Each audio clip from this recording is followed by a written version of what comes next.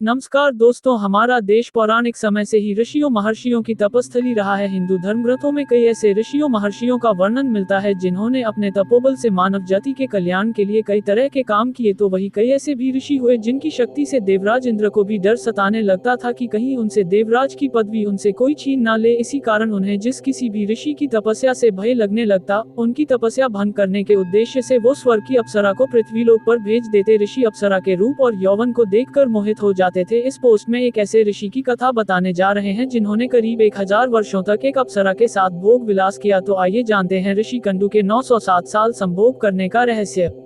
दोस्तों, कथा के अनुसार पौराणिक काल में महान ऋषि कंडू हुआ करते थे जिनका आश्रम गोमती नदी के तट पर था। एक बार की बात है, ऋषि कंडू ने घोर तपस्या करना शुरू किया। वो तपस्या में इतने लीन हो गए कि उन्हें किसी भी चीज का आभास ही नहीं होता था। इस तरह ऋषि को तपस्या में लीन देखकर देवराज इंद्र हमेशा की तरह घबरा गए। उन्हें ये डर सताने लगा कि कहीं ऋषि कंडू उनका स्वर्ग का सिंहासन छीन न ले। इसी डर के परिणाम स्वरूप इंद्रदेव ने ऋषि कंडू की तपस्या भंग करने के लिए प्रमलोचा नामक की अप्सरा को पृथ्वीलोक पर भेजने का निश्चय किया। एक संध्या नृत्य के बाद इंद्र ने प्रमलोचा को अपने पास बुलाया, फिर उसे अपनी सारी योजना बताई। बिना कोई प्रश्न किए प्रमलोचा इंद्र की योजना के मुताबिक पृथ्वीलोक के लिए प्रस्थान कर गई।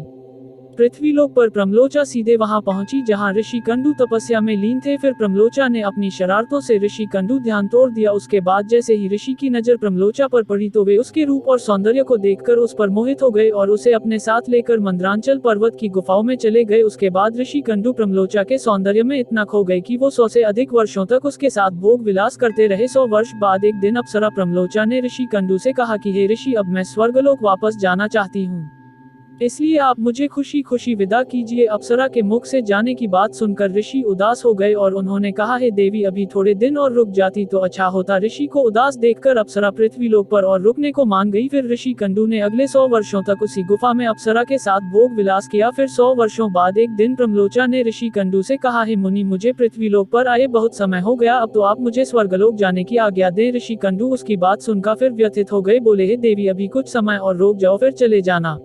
इसी तरह कई 100 वर्ष बीत गए और जब भी अप्सरा प्रमलोचा स्वर्गलोक जाने की बात ऋषि से कहती तो वो किसी तरह उसे मना लेते। वो अप्सरा ऋषि के श्राप से भी डरती थी कि कहीं क्रोध में आकर ऋषि कंडू उसे श्राप न दे दें। उधर महर्षि के काम वासना में लिप्त होने से अप्सरा के प्रति उनका प्रेम नित्य बढ़ता ही जा रहा था। तपस्या पूजा पाठ का त्याग कर दिन रात ऋषि कंडू भोग विलास में डूबे रहते। एक दिन की बात है, ऋषि कंडू बड़ी तेजी से अपनी कुटिया से निकल रहे थे। तभी प्रमलोचा उनके पास आई और पूछने लगी, हे मुनि, आप कहाँ जा रहे हैं? तब ऋषि कंडू ने कहा कि हे भद्रे, दिन अस्त हो चुका है, अतः मैं संध्योपासना करने जा रहा हूँ। अगर ऐसा नहीं किया तो मेरा धर्म नष्ट हो जाएगा। ये सुनकर प्रमलोचा मुस्कुराए बिना ना रह सकी और बोली, हे सब वेदों के ज्ञाता, इतने वर्षों में क्या आज पहली बार सूर्यास्त हुआ है? जो संध्या वंदन नहीं करेंगे तो आपका धर्म नष्ट हो जाएगा। मैं तो आपसे जब से मिली हूँ तब से तो आपने कभी संध्या वंदन नहीं किया है। इस प्रकार के वचन सुनकर ऋषि कंडू बोले, हे भद्रे, नदी के इस सुंदर तट पर आज सवेरे ही तो तुम आई हो। मुझे भली भांति स्मरण है, मैंने आज ही तुमको अपने आश्रम में प्रवेश करते देखा था। अतः अब दिन के समाप्त होने पर सांध्य काल हुआ है, मुझे तो लगता है कि तुम मेरा उपहास कर रही हो।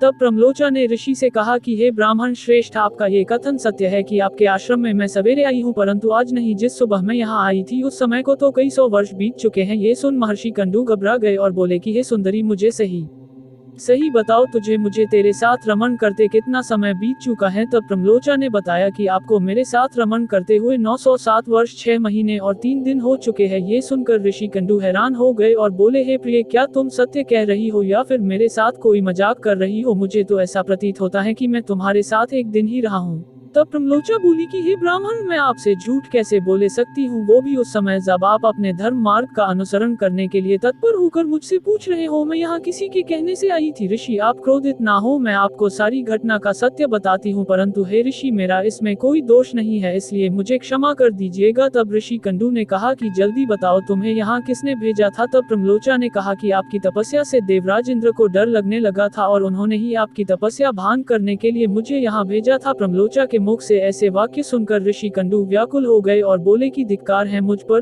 मेरा धर्म नष्ट हो गया, एक स्त्री ने मेरी बुद्धि को भ्रष्ट कर दिया, इस स्त्री के संग से मेरा समस्त जीवन का तप नष्ट हो गया, इसलिए हे पापिन स्त्री, अब तू जहाँ चाहे जा सकती है, क्योंकि तुझे इंद्र ने जिस कार्य के लिए भेजा था वह कार्य संपन्न हो गया, तूने मेरा तप नष्ट कर दिया है। महर्षि को इस तरह क्रोधित देख प्रमलोचा भय से कांपने लगी, जिस वजह से उसका पूरा शरीर पसीने से भीग गया था। उस समय ऋषि ने जो गर्भ प्रमलोचा में स्थापित किया था वह भी अप्सरा के रोम छिद्रों से निकलकर पसीने के रूप में उसके शरीर से बाहर आ गया। प्रमलोचा के पसीने से वायु ने उस गर्भ को इकट्ठा किया और वृक्षों ने उसे ग्रहण किया। सूर्य की किरणों से पोषित होकर वह धीरे धीरे बढ़ने लगा। फिर समय पूरा होने पर उस वृक्षाग्री से मृषा नामक कन्या उत्पन्न हुई, जो ऋषि कंडू, सूर्यदेव तथा वायु की पुत्री कहलाए।